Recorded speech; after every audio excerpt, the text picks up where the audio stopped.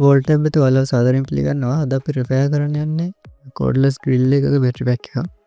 මේක smart tech කියන brand එකකින් එන 12 වෝල්ට් බැටරි පැක් එකක්. කස්ටමර් කිව්ව විදිහට මේකේ ගොඩ වෙලා වැඩ කරන්න බෑ. ඉක්මනට බැටරි වහිනවා. මේ වගේ අන්කොමන් බ්‍රෑන්ඩ්ස් වල බැටරි පැක් අපිට හොයාගන්න අමාරුයි බ්‍රෑන්ඩ් නිව් ඒවා. ඉතින් අපි ඒවා සෙල්ස් මාරු කරලා BMS රිපෙයාරින් කරලා කොහොම හරි ගොඩ දාගන්න ඕන.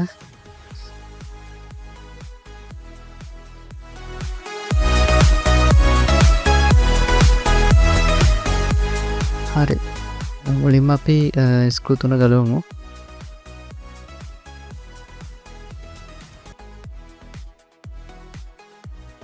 හරි දැන් මේ විදිහට එළියට අදිමු එමීට. පේන විදිහට සෙල්ස් 3ක් තියෙනවා. එතකොට 12 වෝල්ට් හදාගෙන තියෙන සෙල් 3ක් සීරීස් කළා. එතකොට එක සෙල් එකක් 4 වෝල්ට් එහෙම නැත්නම් වෝල්ට් 4ක් වගේ තමයි වෙන්නේ. මම ඉදිරි වීඩියෝස් වලදී කියන්නම් සීරීස් කරන විදිය, සරල කරන විදිය. ඔයාලට දැන් මෙතන BMS එක පේන්න තියෙනවා. BMS එක කියන්නේ බැටරි මැනේජ්මන්ට් සිස්ටම් එකක්. ඒකෙන් කරන්නේ සෙල් බැලන්සින් වගේ දේවල් සහ ටෙම්පරේචර් මොනිටරින් වගේ දේවල්. මුලින්ම අපි මේ ඉන්සුලේෂන් එක ගලවමු. මේක EVA ෆෝම් එකක්.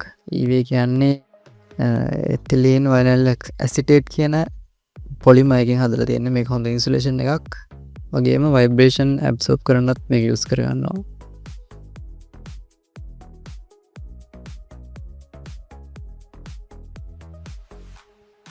අපි වෝල්ටේජ් චෙක් කරලා බලමු. මේක 3.0 තියෙන්නේ. මේකේ 3.016 ඊළඟ එකේ 2.597 මම හිතන්නේ මේ සෙල් එකකින් තමයි ඔය ඉෂුව එක ඇවිල්ලා තියෙන්නේ. අපි සෙල්ස් ටික රිප්ලේස් කරන්න මේ BMS එක අයින් කළා බස් බාර් ටික අයින් කරගන්න ඕන.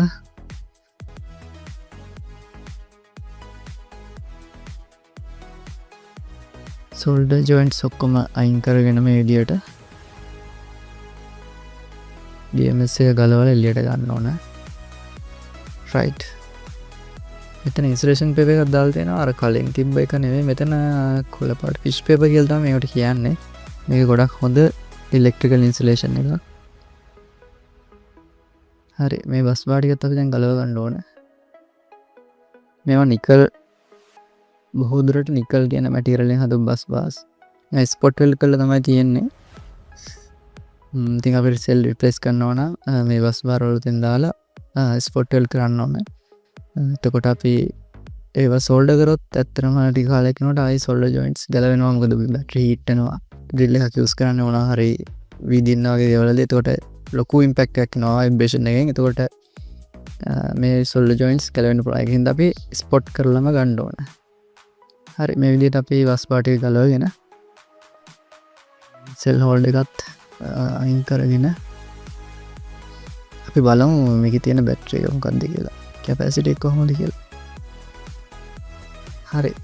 ඔක්කොම ගැලවුවට පස්සේ මේ විදිහට තමයි අපිට බලන්න පුළුවන්.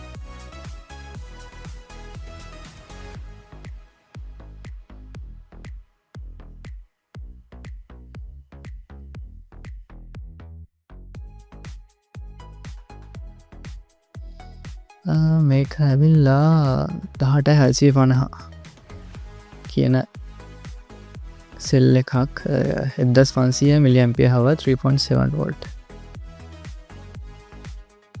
එතකොට මේක රිප්ලේස් කරන්න අපි 18650 සෙල් එකම ගන්න ඕන. මගේ ළඟ බ්‍රෑන්ඩ්ස් කීපයක් තියෙනවා. අපි බලමු කොහොමද ඒවයි කැපැසිටි සහ අනිකුත් විස්තර. මුලින්ම මේක ඇවිල්ලා 8650 සෙල් එකක්. මේක 2900 mAh තමයි තියෙන්නේ BA කියන බ්‍රෑන්ඩ් එකේ. මේ සෙල් එක ඇවිල්ලා 3000 mAh. ඒ කියන්නේ ඔය තිබ්බ සෙල් එක වගේ දෙගුණයක් කැපැසිටි තියෙනවා. ඊපස්සේ මේක ඇවිල්ලා 2000 mAh. ඊපස්සේ මේ සෙල් එක අන්තිමට Samsung ලගේ 2500 mAh සෙල් එක. හරි. ඊළඟ වීඩියෝ එකෙන් ඔයාලට පෙන්නන්න කොහොමද සෙල්ස් ටික රිප්ලේස් කරන්නේ සහ රිප්ලේස් කරාට පස්සේ කොහොමද අන්තිමට පැක් එක එන්න කියලා